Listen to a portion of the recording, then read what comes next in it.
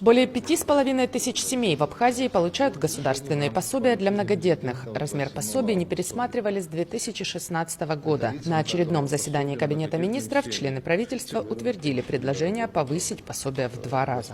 В целях оказания социальной поддержки многодетным семьям, также в рамках реализации поручений президента предлагаем установить с 1 января 2026 года следующие размеры государственных пособий многодетным семьям. От 3 до 5 детей включительно 1000 рублей, от 6 до 9 детей включительно 3000 рублей и от 10 и более детей 6000 рублей. Это, по сути, повышение размеров выплат, размеров пособий.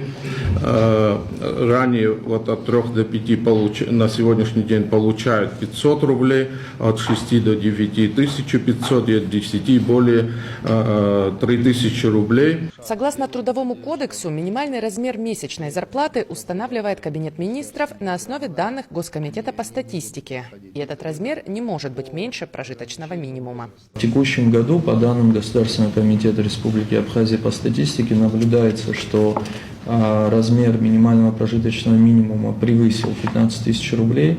По итогам 5 месяцев 2025 года составлял 16 200 рублей в месяц, в связи с чем нами во взаимодействии с Министерством финансов, Министерством юстиции и Госкомитетом по статистике был подготовлен проект о повышении минимального размера до уровня 20 тысяч рублей со вступлением в силу с 1 января 2026 года для того, чтобы предприниматели имели промежуток в размере 2-3 месяцев для того, чтобы подготовиться к увеличению заработной платы своих работников.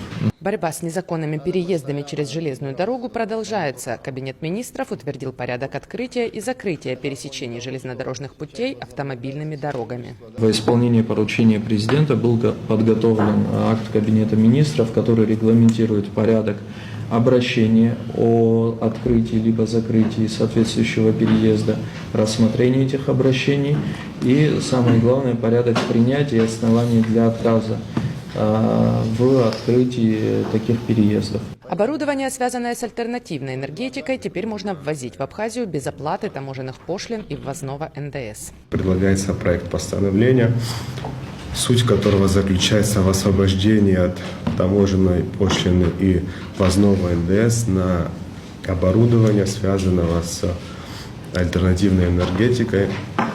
Это солнечные панели и ветрогенераторы в собранном виде, а также на отдельные комплектующие к этому оборудованию. Данный проект постановления подготовлен в соответствии с поручением президента от 27 августа, которые были даны Кабинету министров. Это поручение было сделано, исходя из необходимости стимулирования развития альтернативной энергетики в Республике Абхазия. Установлены и утверждены минимальные закупочные цены на цитрусовые плоды урожая текущего года. 45 рублей за килограмм мандаринов и апельсинов, 42 рубля за килограмм лимонов и 10 рублей за 1 килограмм нестандартных плодов. Значит, были произведены расчеты по себестоимости цитрусовых плодов. Они у нас вышли 37 рублей, так что минимально 45 рублей предлагается установить.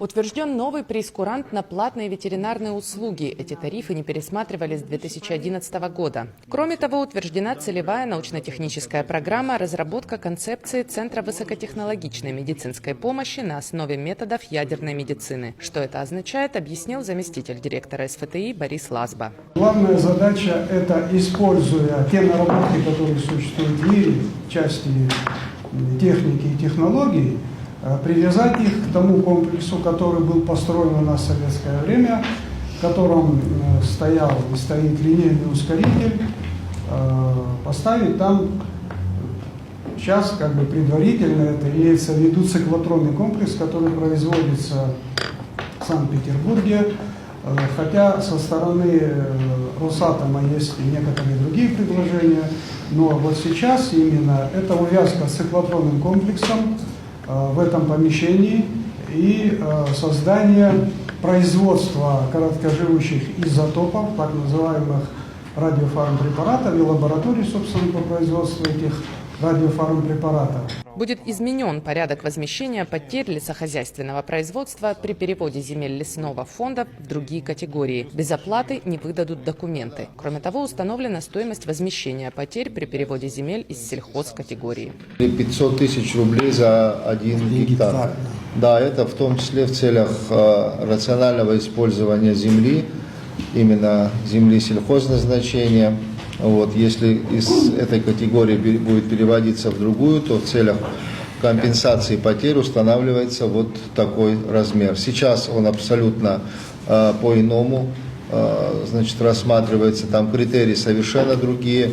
Мы предлагаем изменить их в пользу, соответственно, государства. Вот, и эти средства в качестве в качестве доходов будут поступать в бюджет территорий и использоваться исключительно тоже на цели возобновления земли, новое освоение. Председатель Госкомимущества и приватизации Юрий Зухба анонсировал внесение изменений в закон об оценочной деятельности с тем, чтобы цены на приватизируемые у государства объекты стали ближе к реальным ценам на рынке. В соответствии с законом об оценочной деятельности 2008 года там есть нормы, где обойти эти нормы нельзя. Они просят правовую поддержку. Мы в ближайшее время будем выходить с инициативой Кабинета министров, согласуем, разумеется, это с ведомствами.